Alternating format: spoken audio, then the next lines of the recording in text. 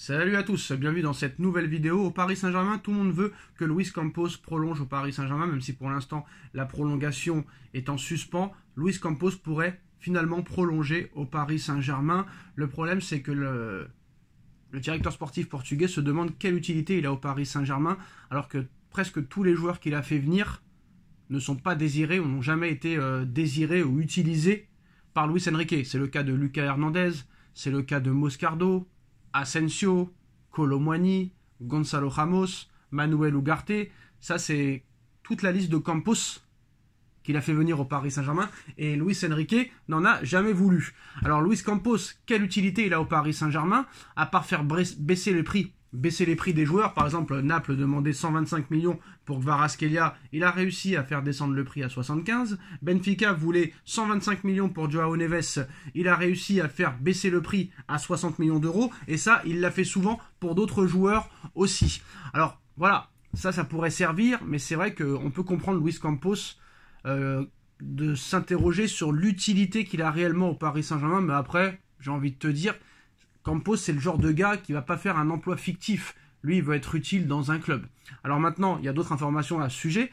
Luis Campos est déjà au front pour le prochain mercato, même s'il n'a pas prolongé. Il est encore sous contrat avec le Paris Saint-Germain jusqu'au 1er juillet. Alors comme vous le savez, quand un club veut vendre un joueur, c'est toujours beaucoup plus pour le Paris Saint-Germain. Par exemple, pour Akliouche. Le montant réclamé par l'AS Monaco pour Akliouche est entre 70 et 80 millions d'euros. Il n'y a pas de clause dans son contrat, a répondu le directeur général Thiago Scuro lorsqu'il a été interrogé sur ce montant. Il a dit à 50-55 millions d'euros, Monaco sera-t-il en mesure de dire non? S'interroge un proche du dossier. Après, on connaît comment ça se passe. Ils demandent 80, mais en vrai, ils en veulent 50. On connaît la chanson, on connaît la musique. Alors, les principales portes de sortie pour Akliouche semblent se trouver au Paris Saint-Germain, mais aussi en Angleterre, à Manchester United et à Manchester City. En Espagne, ni le Real Madrid, ni le FC Barcelone ne se sont encore manifestés. Alors, le Paris Saint-Germain, Nasser Al-Khelaifi, tient Akliouche en très haute estime.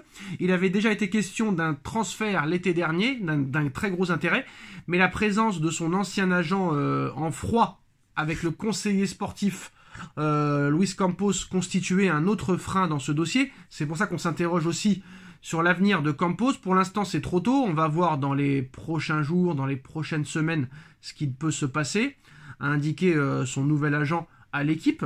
Donc déjà, on verra à Akliouche ce que ça va donner, mais vraiment, le joueur, apparemment, a envie de venir au Paris Saint-Germain. Alors, Luis Campos a prévu de passer à la prolongation de Bradley Barcola et de Kang In Lee. Beraldo est aussi concerné selon l'équipe. La priorité est le recrutement d'un défenseur central de très très haut niveau selon l'équipe. L'avenir de Marquinhos est très incertain selon le Parisien.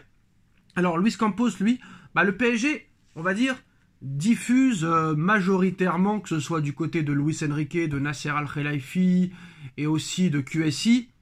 L'idée, c'est que Luis Campos doit prolonger. Et les dirigeants préparent déjà la saison prochaine, alors que cette saison n'est même pas finie. Alors jeudi soir, le dirigeant parisien était dans les travées du stade olympique de Rome pour superviser des joueurs dont sans doute l'espagnol Mario Gila. En février, il avait voyagé pour dénicher des pépites au sein de la Copa América des U20 en mars. Campos est impliqué à 100% dans le projet, note-t-on au club. Avec Al-Khelaifi, la proximité est réelle et le respect mutuel. Tout sera fait en temps voulu. Nous n'allons pas faire de commentaires en continu. L'entourage de Al-Khelaifi, c'est ce qu'il dit sur Campos.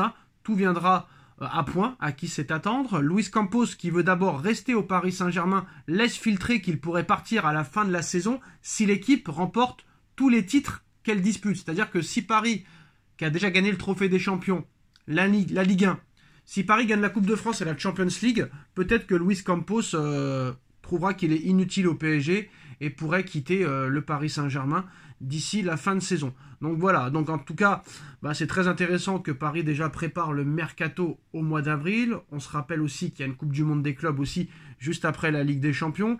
Mais il y a encore beaucoup de choses à faire pour le Paris Saint-Germain. Déjà en Ligue 1, il faut rester invaincu. La semaine prochaine, on va peut-être battre le record d'Europe des 5 grands championnats de matchs invaincus à l'extérieur consécutivement. Ce n'est pas rien. Tu peux gagner encore la Coupe de France, la Ligue des Champions, la Coupe du Monde des clubs. Si tu gagnes tout ça, tu feras la Super Coupe d'Europe. Donc il y a encore beaucoup d'objectifs du côté du Paris Saint-Germain, et c'est très bien que le Paris Saint-Germain pense à l'avenir, parce que si tu gagnes la Ligue des Champions, ce ne sera pas une finalité. L'objectif, ce sera d'en gagner une deuxième, et une troisième, et une quatrième, et une cinquième. Très clairement. Donc voilà, et comme dit Luis Enrique, j'ai été l'entraîneur le plus critiqué parce que j'ai fait beaucoup tourner dans mes différents clubs. Maintenant qu'il y a un match où je n'ai fait aucun changement, je me fais critiquer aussi. Donc je fais confiance à de nombreux joueurs. Plus on a des joueurs qui peuvent être titulaires, meilleur on l'est. J'ai besoin de 16 à 18 joueurs potentiellement titulaires. Ils ont besoin de minutes de qualité. Cela ne veut pas dire que je ne leur fais pas confiance. S'ils n'ont pas joué contre Aston Villa, je fais les choses quand je suis convaincu à 100% que c'est la bonne manière de faire. Traverser des moments délicats, ça veut dire que le rival a des occasions. Je n'ai pas vu mon équipe faire des choses qu'elle ne devait pas faire. Le football est comme ça, il ne connaît pas la justice et les mérites. En 5 minutes, un match peut être retourné. C'est l'un des charmes de la compétition. Hier, on a vu le match entre Manchester United et l'Olympique Lyonnais. Une folie, c'est impossible de gérer ces moments-là. Et ça arrive souvent qu'en Coupe d'Europe. On prépare les matchs à venir de la meilleure manière. On peut battre un record, c'est à la portée de l'équipe. Ce n'est que très peu fréquent, c'est notre principale motivation. On est déjà champion. Pour jouer au PSG et être ici beaucoup d'années, il faut jouer au plus haut niveau à tout moment. Le Havre a un enjeu très important. Ce sera l'un des matchs les plus difficiles de la saison au niveau de la motivation. Et ça, je suis d'accord avec lui. Très compliqué de motiver les mecs contre le Havre. L'objectif n'est pas encore atteint depuis notre arrivée. L'objectif, c'est de faire l'histoire, d'écrire l'histoire. Il faut tout remporter, en particulier le trophée que vous connaissez tous, la Ligue des Champions.